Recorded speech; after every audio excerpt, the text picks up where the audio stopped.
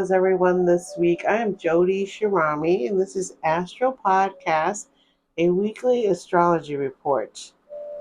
And we are in Studio Cloud 9, and this is for the week of May 17th to May 24th. It is the second to the last week of May. So let's get this week started. Today is Friday the 17th, and I film the day before usually. So this is actually Thursday the 16th for me. The week before I called it explosive. Last week I called it beyond explosive.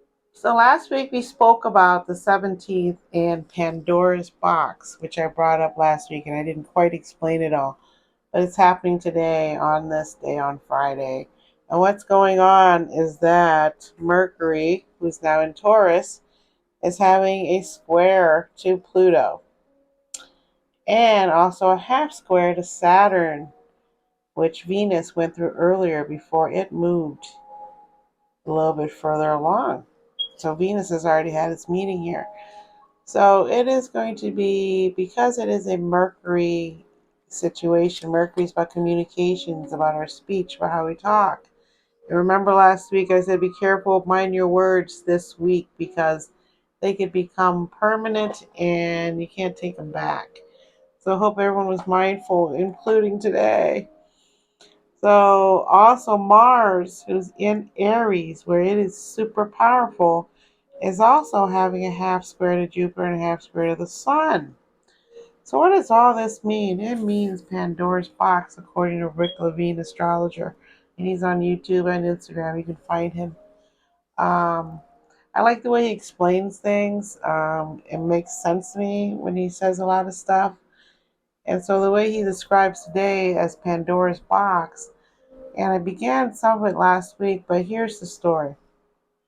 Pandora's husband had been given a jar to watch over, and over time, this jar has become a box during many retelling of the story. So now this jar, this box, has these secrets in there that her husband must protect over, so no one's allowed to look inside the box.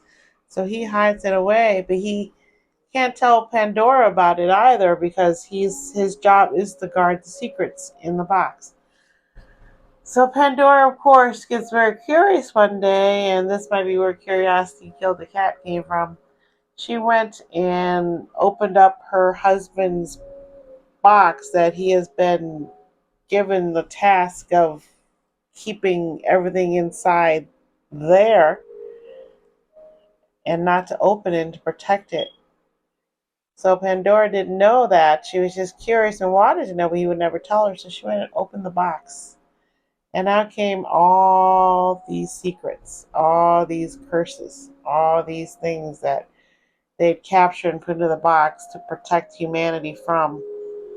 So Pandora's box has now become a way of saying that with Mercury and Taurus, who's a fixed sign, having a meetup with Pluto, who also is in a fixed sign of Aquarius, and it is the age of Aquarius. So we're having to deal with very serious thoughts and ideas and communication and how to get these thoughts out. We can think something in here, but to get it out and speak it or write it down, it's very difficult. And so, especially for people to understand exactly what you're saying. So this is what's happening on Friday. So I hope when you hear my podcast tomorrow or today, I am recording on Thursday. When you hear my podcast on Friday, I hope these words make sense to you. And if not, please write me a note and ask me something, and I would try to answer it as best I can. So every day this week is a firework. Every day, just like the week we're ending up here on the 17th, it's just so many things happening. And as you can see, my hair is very sensitive to it. Phew, wants to fly up into the sky. So Pandora's box itself is very scary to think about someone opening that. And Pandora's box, I think, in the modern age could be likened to the nuclear bomb, which is what Oppenheimer is about And it's really a good look at how sometimes you don't know what it is that you're making, creating, and for what reason. And then when it happens, it's just devastating. You don't ever want to repeat it. And so we're back in that little area of the zodiac calendar where we dropped a bomb before, two bombs, two nuclear bombs on Japan. USA did that while keeping Japanese Americans in encampments, tents. And we can see that happening today. And all these messages, all these auroras, if you happen to see any auroras this past week, which some of my friends have, and they're just gorgeous pictures. Thank you for sharing. If you really notice that the aurora reaches far south as ever done. So these solar flares and these cosmic energies, you might not believe in astrology, but you definitely got to believe in astronomy, right?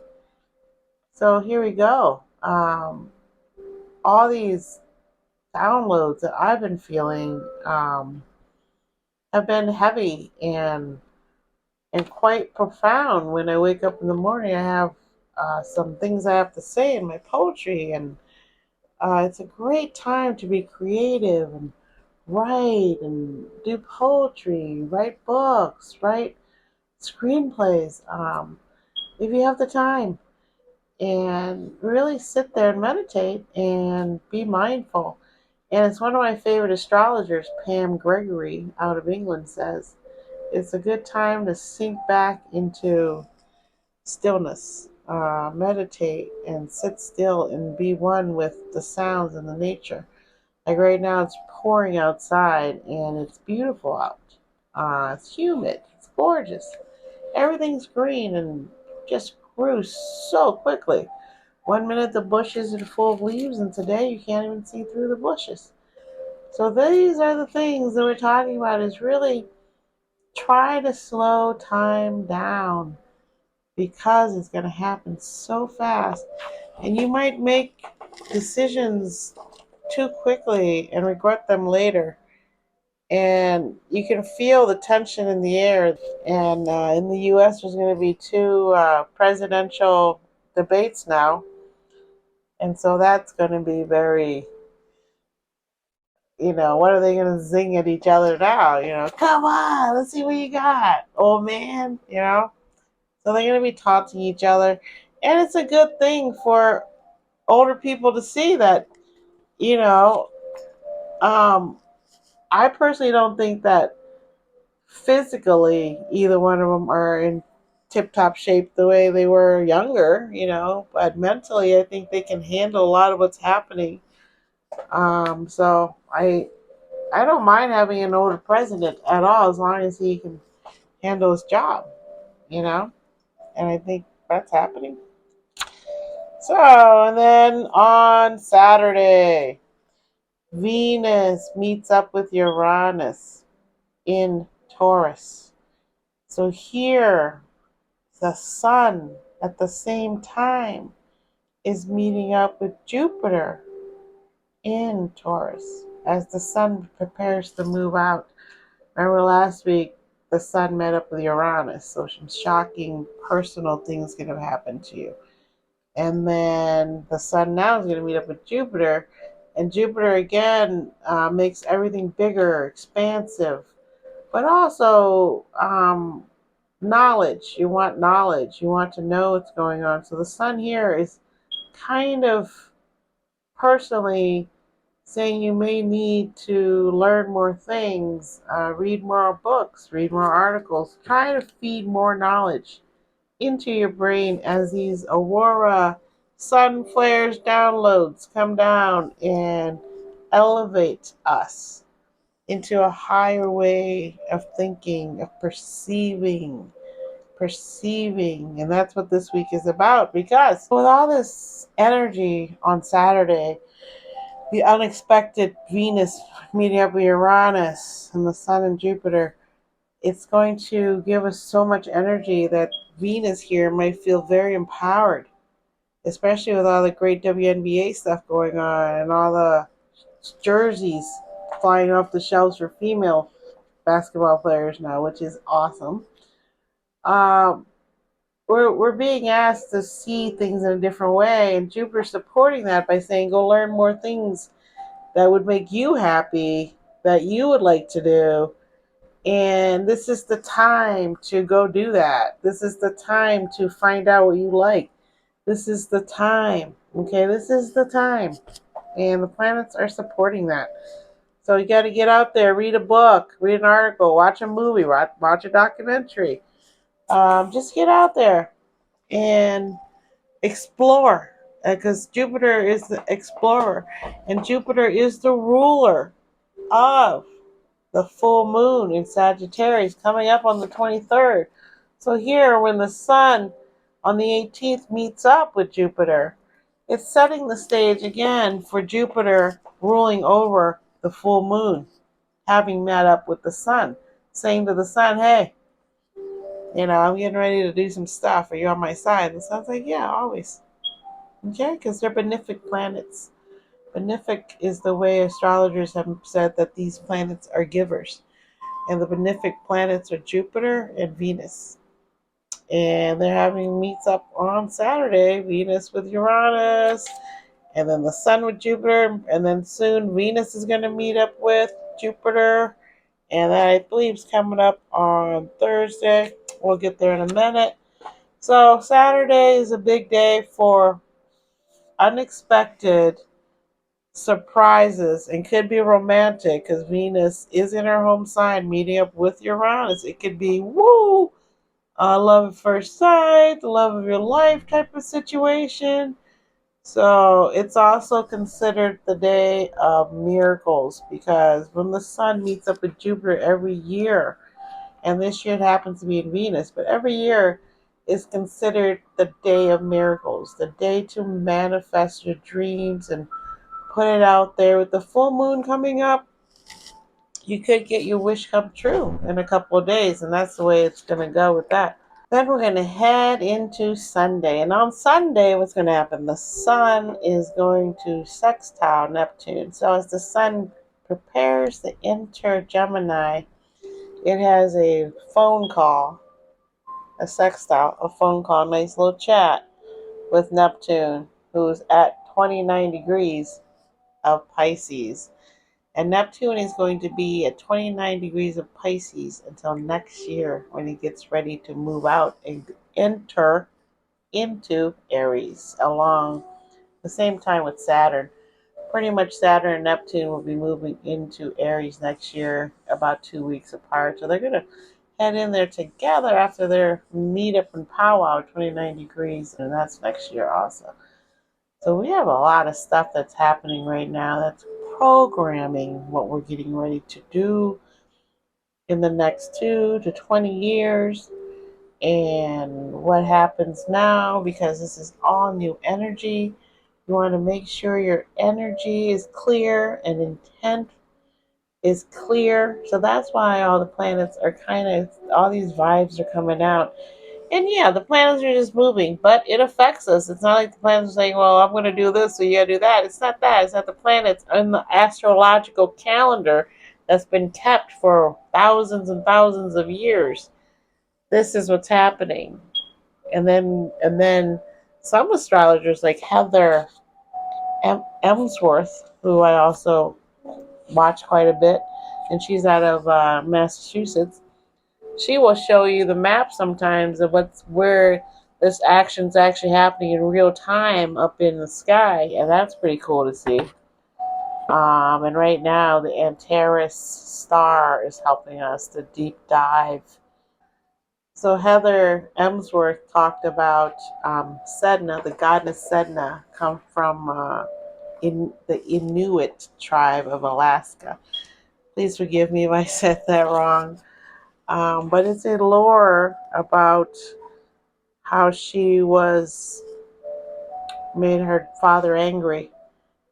And when he was trying to bring her back home, across the ocean, the raven, the bird, was very upset because it was her spirit guide and was preparing her, was teaching her things. And so the raven attacked the father on the boat. And so the father threw her overboard, Sedna, to save himself from the raven drowning, crashing his boat and hurting him. And when Sedna fell overboard, she tried to come back onto the boat, and her fingers went over the boat and was holding onto the boat. And her father chopped off her fingers, and her fingers fell into the ocean and turned into sea creatures, like a fish, a dolphin. And then, because she didn't have any fingers, she fell into the ocean. And as she fell, she realized she accepted her fate, and she, instead of trying to climb back up with no fingers, she instead dove down deep into the ocean, into her fate, and became a sea creature. Uh, I would say a mermaid. That's where the mermaid story comes from. Or she can be one of the many creatures. A seal, sometimes a seal lore with the Scottish Irish lore. A seal is a woman that can shapeshift from a seal to a woman. So there's many stories of these women living in the ocean, and it comes from trauma that occurred to many females during this very uh, male-dominated society of Mars. So this thing that's been going on has hurt both male and female energies to where we're confused who we are. And then when we say we're this, we're being judged and cast out. And so it's a confusing time, and the planets are supporting us with their vibes, unintentionally or intentionally, we don't know, to help us accept ourselves more and love ourselves. Now, on the 19th, with the sun sextiling Neptune, it's a beautiful day to create art because everything is foggy and cloudy, and you can imagine things and see things better today on Sunday. So it's a stellar day for art. So I think I'm going to have to write some poetry that I've been thinking about. And then on the 20th, which is Monday, things really start to happen. The sun starts to move away from Neptune in that sextile, but it's not such a big shift that the sun isn't still kind of groggy from all the dreaming it had with Neptune and the ideas. Woo, what could we do? Imagine what we could build together, right? So as the sun's moving to Gemini, it still has that hazy rose-colored glasses on as it meets up and heads into Gemini. But as it heads in Gemini, it's going to pass that 2 degrees of Gemini, right? And when it does that, it has a nice little meetup with Pluto, which is really nice. And this is where the moon is in Scorpio also. The Scorpio is, like Neptune, a water sign, but Scorpio is a fixed water sign. So here our moon can help us to really hone in on what we need and focus on that. And hopefully we can do that on Sunday and not let it become a situation where you are being fooled by something and you fall for a false scam, like losing weight on these drugs that aren't real, or getting fake Botox and getting infected. God bless us. Be careful out there. Just watch yourself, right? That way, right? So with the sun heading into Gemini and having that meeting and having just met up with Jupiter and Uranus before it moved in here, It is giving us a chance to really dig our heels in terms of communication. Really be precise and communicate what you feel. But understand that not everyone's going to accept what you say.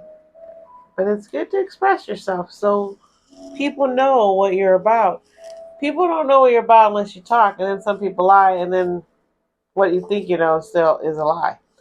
So that's what the duplicitous nature of Gemini is. One side, one side. They call it two-faced sometimes, right? And two-faced means you say one thing, do another. And I understand this very well. I could be guilty of it occasionally, especially when the moon's in Gemini and I soak up that energy, and the sun's in Gemini and I soak up that energy. So, with a sun who has the sun in Gemini, we are always talking about that. So, he has learned, he doesn't say much all the time, but when he gets around candy and things, he'll be duplicitous about what it is he wants. And so this is a character of Gemini that allows them to use the sun's meet up with Neptune to think of a dialogue, to think of a character and its foil. So that's what Gemini truly power is. Acting, writing, communicating, and you could even say the fool that's in the court that's fooling the king and queen is a Gemini rising. Out in the world, you can see the Gemini. Now, if you're a Gemini sun in your core, you're a Gemini person. So you're very flexible. If it's your moon, your emotions are flexible. You're very good at communicating, because I have a moon Gemini in my house. You're very good at communicating what it is you feel. And it's a great thing because you know what that person's thinking, tell you. So it's kind of nice that way. But sometimes, of course, like anything else, you don't want to hear everything, right? So that's the way it goes. And it happens to be my midhaven is Gemini. And once I learned that, I said, oh my gosh, that's why everyone says I talk too much. I'm always talking. Can I listen to the show without you asking a question? That used to be the big thing when I was younger. You can't talk. I want to watch the show. So if you like to talk a lot, or you like people to talk a lot, then you love Gemini people.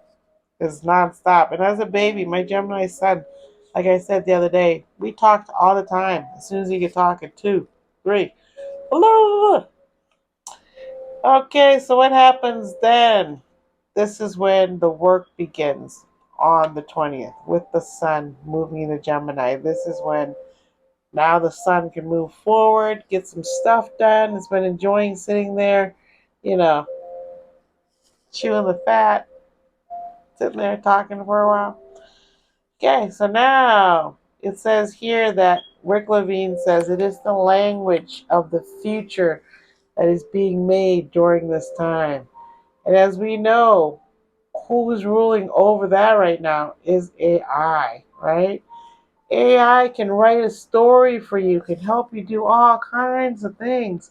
So now that's what the strike was in Hollywood was we don't want AI writing our scripts because now we have to compete with a robot, and we can't compete with a robot. Really, we can't. So, on the 21st, the Sun at 1 degrees of Gemini is going to have a half square Mars in Aries. And again, Mars is in Aries. It's full of fight. It's ready. It's biting at the bit, they say, right? Chomping at the bit, biting the bit. So with the Sun in Gemini, which is an air sign. So Gemini is a mutable air sign. Libra is a cardinal air sign, which means it's a leader. It needs to be the one talking. Aquarius is the fixed air sign.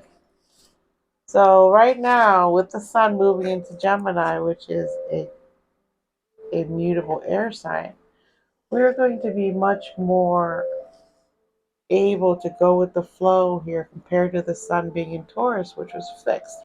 With the sun in Gemini having a mini tiny spat with Mars in Aries, who's preparing to meet up with the North Node. This is one of those situations where decisions have to be made and quickly because there's people starving everywhere in the world that is at war. And we can hear the bugles going, we can hear the announcement of war coming. So now we're all sitting there collectively feeling this tense energy that sparkles, electricity charged through the air. We can feel it. I can feel it. So when we see this happening, what's going to happen? We are going to start a war. Mars is ready. The sun says blah blah blah to Mars. Mars like, "Urgh." So this is the day that could be possibly quite explosive and in a in where war is really now could get out of control in certain situations that it spills over into the outer world. This is when it could start to happen. So last week was explosive because there's peace talks going on that did not work. And now they're bombing each other again. And Russia's bombing Ukraine again. All kinds of things are happening again. And it's all setting the stage. And you see things happening, you're like, wow, I didn't know those guys were friends. I didn't know they were going to, oh, I didn't know that.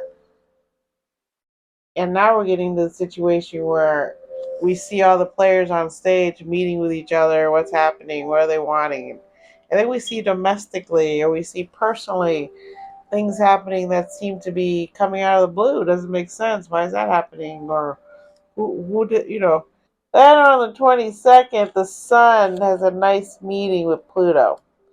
And this is vitality. This is rejuvenation day. This is, let's dig deeper into our inner soul and see how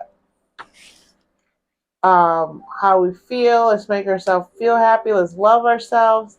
So this is a good day for that. But you, of course, can go too far and become narcissistic, right? The 23rd now, this is when the emotions are super high. The sun is full in Sagittarius and it's going to sextile Pluto, and the moon is going to sextile Pluto. So the sun at 2 degrees of Gemini with the full moon across at Sagittarius at 2 degrees of Sagittarius is going to be opposing each other, which they do when it's a full moon. And the full moon is the culmination of something that you've been doing for a while, maybe the past 6 months, and now you're done with that project. It's time to release that project. So during this time, like there's a lot of film festivals. So now you're getting your work out there into the public. You're done with this section. Now you're starting a new section. You're starting to get your work out there to get picked up, to get onto by a network or a movie studio, put into the theater or put onto TV. So this is a situation like that for the artists. That's why it's a great time right now for artists. Both the moon and the sun collectively at the same time will reach out and have a phone call with Pluto. And Pluto's going to be talking to both of them at the same time. And Pluto's going to take away some of the pressure of this opposition, this butt heading thing that happens with the full moon, where we have to go inside of our ego and look at what we want, what we need, and every full moon is the same. I usually get quite crazy on full moons. I've already had an incident this week, and or I'm just, I have all these thoughts and things happen. And it usually happens around the full moon, especially a fire sign full moon, because I'm a Leo sun. So when there is a full moon, either in Sagittarius, Leo, or Aries, I'm activated, and the opposite sign, which is Aquarius, full moon in Aquarius also. So I understand where the werewolf story comes from, because something just happened. Like, oh, but by now I kind of know what's happening. I'm older, and that's why I study astrology. See what happens to me at the full moon. The release valve is what Rick Levine is calling it. Pluto's a release valve, because it's going to loosen up some of that energy that uh, we are carrying through from the fixed sign of Taurus. In Gemini, we need to release some of that energy. And so the moon opposite the sun is releasing that. But instead of being so explosive with the link to Pluto, it's going to actually help. So now the moon is getting ready to go to Pluto soon, meet up with Pluto soon, because it's in Sagittarius, right? So that's going to be another event that occurs in a couple of days, because the moon zips around. Another thing that's happening is that Venus, as this is going on, is moving into Gemini the same day on the 23rd. Full moon, Venus moves into Gemini with the sun.